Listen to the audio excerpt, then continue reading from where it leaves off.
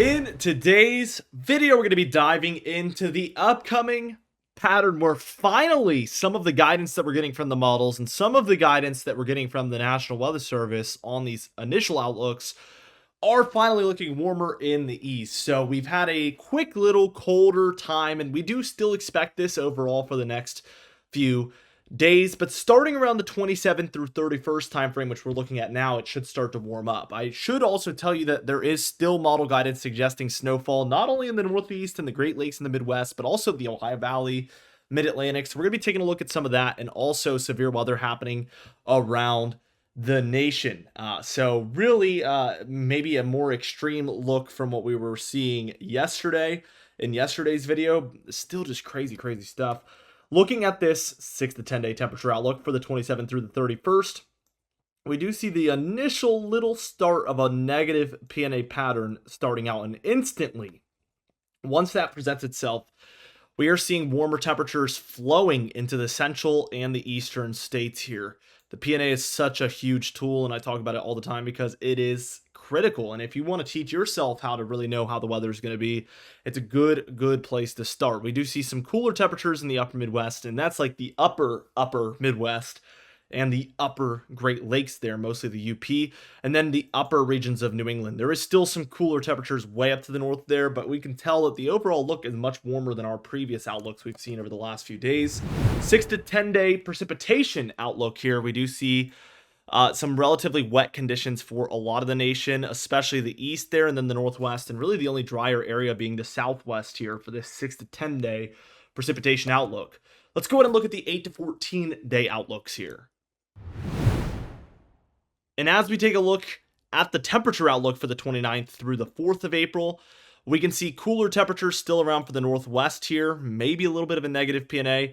It's not the coldest look in the west, and therefore really the cold in the upper Midwest and the Great Lakes in the Northeast kind of expand here. But still, if you're in the kind of like central regions of the nation, or there throughout the Rockies, or perhaps here along the Southeast or Mid-Atlantic, you are still looking warm for this time frame as well, according to the National Weather Service. Precipitation still quite active along the northwest here, and also quite active in the east still, just like the 6 to 10 day outlook. And just like the 6 to 10 day outlook, we also have drier conditions across the southwest expected. Now, here's what's different. We get to look here at this 3 to 4 week outlook, which was issued today, and this goes for April 5th through 18th. And yeah, we have the coolest area looking like the northwest here, although it doesn't look too cool really. If we were to look at the actual coldest area, it's probably Alaska here, as you can see. We see warmth mostly for the southwest and into the south central states, but we do see quite a bit of warmth expanding into the east still, and up and now to the upper Midwest and Great Lakes as well, with an equal chance there over the Northeast. This is a quite warm look for this long-range outlook, especially when compared to what we've been seeing on these outlooks recently. Now, as we just take a look at the weeks 3 through 4 precipitation outlook here, so it's the same time frame, we do see drier conditions across a lot of the southwest here, above average for the upper Midwest, Great Lakes, into a bit of the Ohio Valley, and then for the southeast also quite a bit dry here as well. Now, as we just take a look at the past 20 days and how basically the 2nd through the 21st of March has gone, we do see that we have been mostly dominated by this negative PNA pattern, which again forces that warmth into a lot of the central and the eastern states, and even well up into Canada here. So that's basically how everything has gone so far for not only the meteorological spring, which starts on March 1st, but also just the entire month of March as a whole. We should see the east start to cool down a little bit as things have been colder, and they are going to be colder here for the coming days, but we should overall see something like this once it's all said and done. Let's go ahead and take a look at the European model first off. And as we just take a look at this, we can see that for the evening, this evening, we are seeing some precipitation and overall snowiness for most of the mountain ranges in the northwest. A little bit warmer, obviously, in the lower elevations and the coastal areas, and that's where we're mostly seeing some rainfall there. So it's going to be dependent on your elevation, of course. And the jet stream, I would kind of describe it as wavy. We see it move on toward this northwest area. It kind of moves up and down, quite wavy.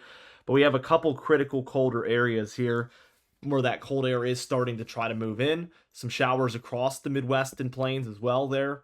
As we just keep going towards the afternoon of Saturday, tomorrow from the time I'm making this video on the 22nd, we do see some snowfall across the Rockies here. Also rainfall to the kind of like west of there and the east of there, really.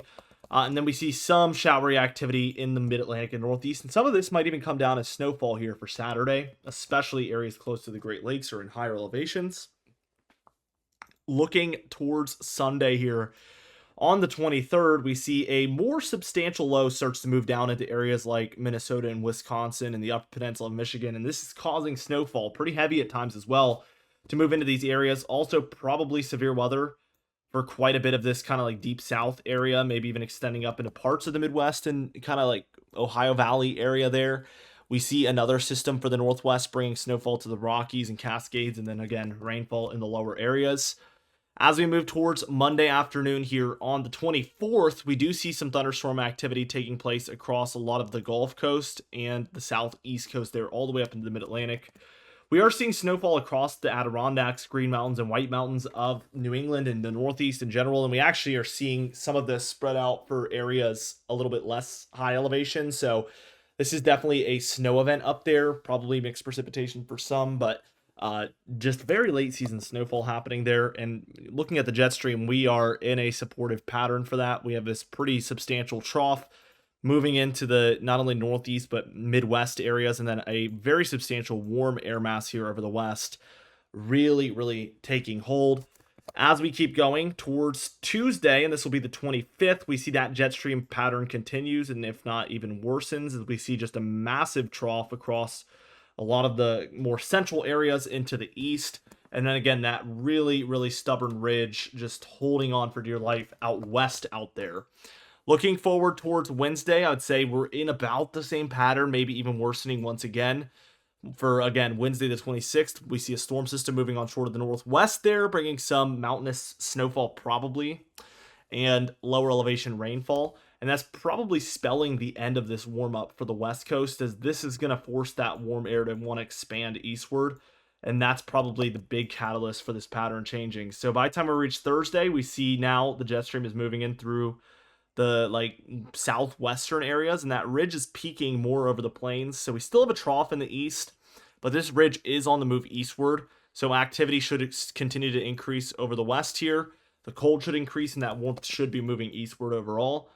By Friday, we see that in full swing effect here. Your jet stream doing something like this. So still a trough here in the northeast, but we are warming substantially across the plains and Midwest and southeast up into the mid-Atlantic. But again, the northeast is still cold, and that's basically the only area dealing with that. We do see a flare-up of thunderstorms down here in Texas and Oklahoma. Could be a severe weather threat, but this is beyond 5 days out, so there is some uncertainty. I would say there is going to be a threat of something happening down there. Probably not major, but definitely a threat will be present, most likely. As we keep going towards Saturday, we see this whole system becomes very organized. 999 right there, somewhere between Iowa and Illinois. And we'd be watching all of these areas to the south of that low for not only thunderstorm activity, but again, severe weather to potentially take place. The jet stream is a trough in the west, ridge in the east, almost fully by this point. So expect a very warm switch up towards the end of March here for these eastern states, as that's what we're looking at here.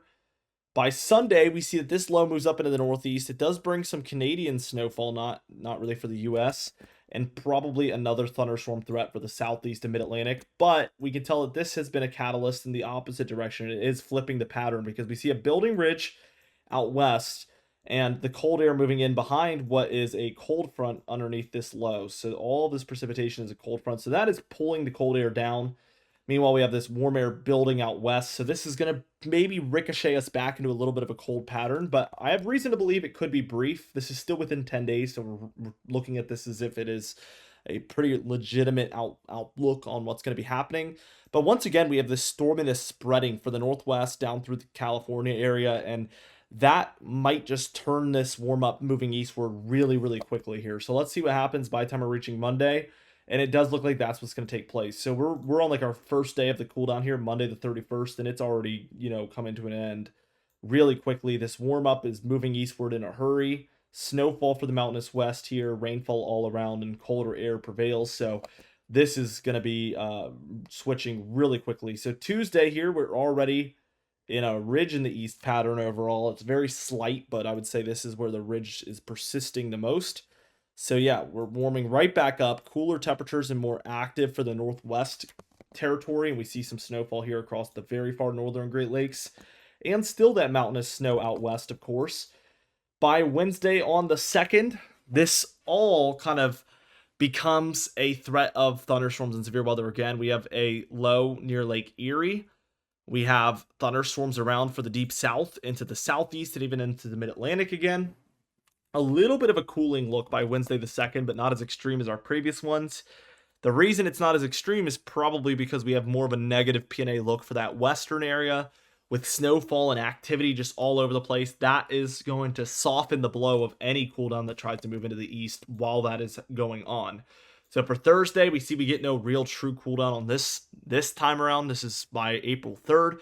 But once again, you want to take this with a grain of salt. This is very far out. We do have a weaker low around Missouri and Illinois. Some snowfall there, maybe in the upper Midwest, but more of a thunderstorm threat probably for these underneath areas. And we're relatively warm in the east, at least average, and we continue to see that activity and cold along the northwest, which will probably just persist. And even as we reach towards the end of the model run, we continue to see this little trough over the west and ridge here. We get a little bit of a trough there in the northeast. So I kind of like the National Weather Service's outlooks that they're doing for the long range, where we stay cooler very far to the north because we get these softer cool downs that move through. So that's going to make it basically to where the northern areas get far more impacted than the southern areas. Really, really typical cold front type stuff, but just a little cooler than normal is what I would say. And that is the end of the model run. So we're going to go ahead and move on and take a look at the GFS model, where some snowfall appears possible according to it. So here we are taking a look at that GFS model, and already, I mean, we're going to move straight through. We see it's a snowier outlook already for this storm happening between Sunday and Monday. We have a 999 there, snowfall for parts of these northern areas and for Canada. So really just spread for a lot of folks there. As we keep moving on, what we're going to see is that this will present itself as a bit of a northeastern snowfall threat. Definitely that's present, and we see some cooler temperatures in these areas as well. We don't get too much activity in the way of snowfall until we reach about the Thursday 27th timeframe, where we start to get some for the Great Lakes and into parts of the Mid-Atlantic and Northeast. Very, very interesting there. Even as we persist Thursday into Friday, we see a lot of that for the mountainous Northeast. And we get another little wintry storm here for the Great Lakes and up Midwest already by Friday into Saturday, the 28th, 29th, and that moves up into the Northeast as well. As we're right around the 10-day mark, we get another upper Midwest and Great Lakes snow system that develops there, and all of these pretty much have a severe weather risk underneath them, by the way, so we just already kind of dove into that for the European model. We get a little cooler here, and then that's when, around April 2nd, April 3rd timeframe, we get a Mid-Atlantic and Ohio Valley threat. Ohio, Pennsylvania, Maryland, D.C., Virginia, the Delmarva there. Looks like a little bit of a mixed bag event, but it is a major winter storm popping up on this model. You seriously want to take it with a grain of salt. There's two reasons. One, because the climate this time of year is just not very supportive compared to like January, February, obviously, of snow systems. And second off, we're looking at this beyond 10 days. So that is two reasons to feel very skeptical, but in fact, the models are showing major snowstorms still. And as we move towards Friday the 4th, there's a pretty strong low here along the southeast, and this is bringing some snowfall to the northeast here. So as we move through that, it does become more of like an ice sleet storm with some snowfall mostly for western New York, western Pennsylvania. Then we get another Great Lakes system. So lots of snowfall popping up here on this GFS model. Looking at the total precipitation on the European model, we do see the Northwest into the Rockies does quite nicely. And same story for the Ohio Valley, Midwest, Northeast, Mid-Atlantic, Great Lakes, Deep South here. These areas just get kind of hammered. So when we look at the overall anomalies, we see an above average pocket, again in that Northwest category. And then a lot of like the north central up into the northeast especially get above average amounts as well. Total snowfall in the European model is probably more realistic. We get tons in the mountainous west.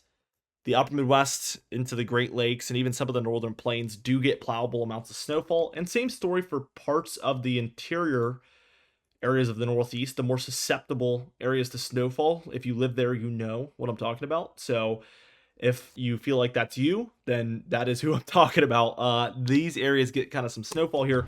GFS model, though, everything gets dragged a little further south. We see snowfall throughout the mountainous west, more throughout the Great Lakes and upper Midwest. And then when we look at a lot of areas across the Mid-Atlantic, Ohio Valley, Northeast, we see snowfall in all of these areas, and also quite large amounts, quite plowable throughout that Appalachian mountain range, up straight into like upstate New York, where we're looking at 1 foot to 2 feet on this model, the Green Mountains and Berkshires, the White Mountains, northern Maine, all of these areas measuring in feet, not inches. So pretty big story here on the GFS, but again, climate kind of goes against it a little bit. It doesn't make it impossible, but it makes it harder to happen, and we're looking at things beyond 10 days, so that is 2 reasons to feel very, very skeptical.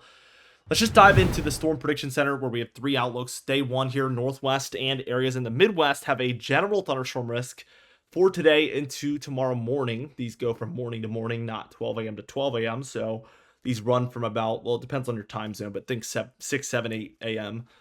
They usually run until about then. The general thunderstorm risk areas in the lighter greens is where we expect general thunderstorms to be going on in these areas. Severe weather is not expected, but these things do happen in these lower grade outlooks, and even in the areas where we don't expect severe weather. It's very hard to predict, especially with like precision. So please heed every watch, warning, and advisory still.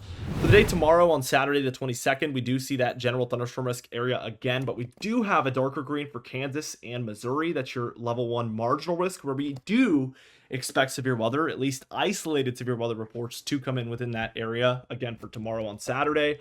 And then for Sunday, we actually upgrade further, because we have the general thunderstorm risk area down here for the deep south, the marginal risk, the level 1 again.